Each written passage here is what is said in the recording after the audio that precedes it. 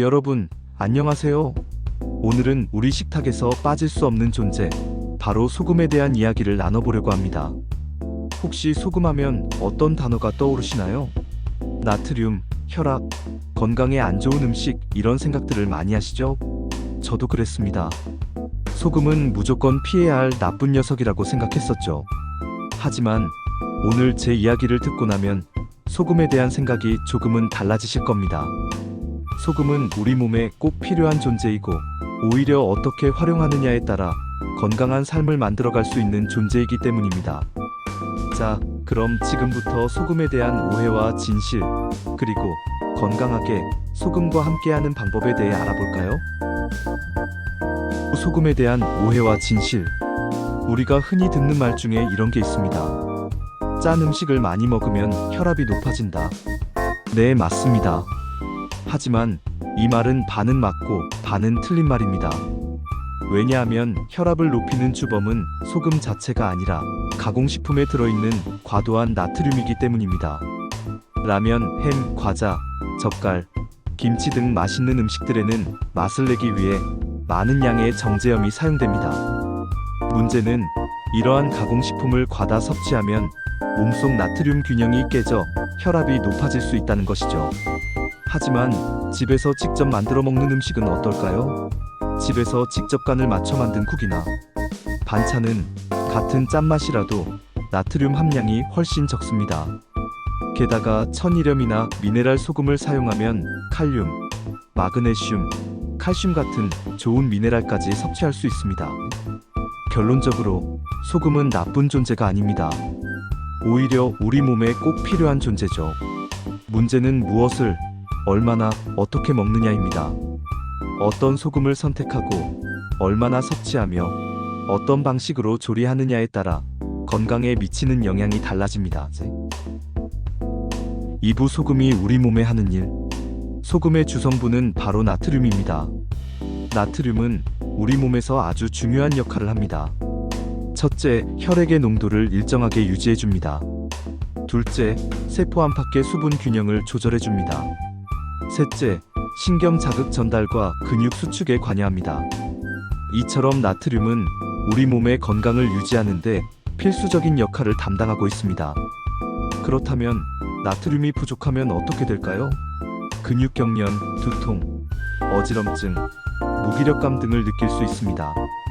특히 여름철에 땀을 많이 흘리거나 격렬한 운동을 한 후에는 나트륨 부족 현상이 더욱 심하게 나타날 수 있습니다. 반대로 나트륨을 과도하게 섭취하면 혈압이 높아지고 신장에 부담을 줄 수 있습니다. 붓기, 갈증, 두통 등의 증상이 나타나기도 하죠. 결국 건강하게 소금과 함께하려면 균형이 중요합니다. 전문가들은 하루 소금 섭취량을 오직, 즉 티스푼 하나 정도로 권장하고 있습니다. 하지만 대부분의 사람들은 가공식품, 외식, 짠 음식 등을 통해 이보다 훨씬 많은 양의 소금을 섭취하고 있죠. 그래서 저는 무조건 소금을 줄이기보다는 소금의 질과 섭취 습관을 바꾸는 것이 중요하다고 말씀드리고 싶습니다. 건강하게 소금을 섭취하는 3가지 습관. 그럼 건강하게 소금을 섭취하려면 어떻게 해야 할까요? 제가 3가지 습관을 알려드리겠습니다. 첫 번째, 가공식품 섭취 줄이고 집밥 늘리기. 소금 섭취의 가장 큰 문제는 가공식품입니다. 라면 한 봉지에는 하루 권장량의 절반이 넘는 나트륨이 들어있습니다. 햄버거, 피자, 빵 등에도 나트륨이 많이 들어있죠. 따라서 가공식품 섭취를 줄이고 집에서 직접 요리해서 먹는 횟수를 늘리는 것이 중요합니다. 집밥은 짠맛을 조절할 수 있고 재료 본연의 맛을 즐길 수 있다는 장점이 있습니다. 국이나 찌개는 국물보다는 건더기 위주로 먹고 김치는 물에 살짝 헹궈서 먹는 것도 좋은 방법입니다. 두 번째, 소금의 종류를 바꿔라. 마트에 가면 정말 다양한 종류의 소금을 만날 수 있습니다. 그 중에서도 정제염은 나트륨 외에는 미네랄 성분이 거의 없는 소금입니다. 반면 천일염, 구운 소금, 핑크솔트 등 천연 소금에는 칼륨, 칼슘, 마그네슘 등 우리 몸에 유익한 미네랄이 풍부하게 들어있습니다. 물론 비싸다고 무조건 좋은 소금은 아닙니다. 제품의 품질, 원산지, 제조 과정을 꼼꼼하게 확인하고 믿을 수 있는 소금을 선택하는 것이 중요합니다. 저는 굵은 천일염을 볶아서 습기를 제거한 후 사용하고 있습니다. 짠맛이 부드럽고 요리할 때 양 조절이 용이해서 좋더라고요. 여러분도 자신에게 맞는 소금을 찾아보세요. 세 번째, 짠맛을 점검하는 습관 만들기. 식사 후 오늘 섭취한 음식의 간은 어땠지? 하고 스스로에게 질문해보세요. 짜게 느껴진다면 다음 식사에서는 국이나 반찬의 간을 살짝 줄이고 대신 양파, 마늘, 파, 고추, 참기름 등 천연 재료를 활용해서 맛을 보충해보세요. 이렇게 23주 정도 꾸준히 실천하면 짠맛에 대한 입맛이 서서히 순해지고 나트륨 섭취량을 자연스럽게 줄일 수 있습니다. 몸이 보내는 신호. 우리 몸은 소금이 부족하거나 너무 많을 때 신호를 보냅니다. 이러한 신호에 귀 기울여 몸의 변화에 맞춰 식단을 조절하는 것이 중요합니다. 소금이 부족할 때 나타나는 신호.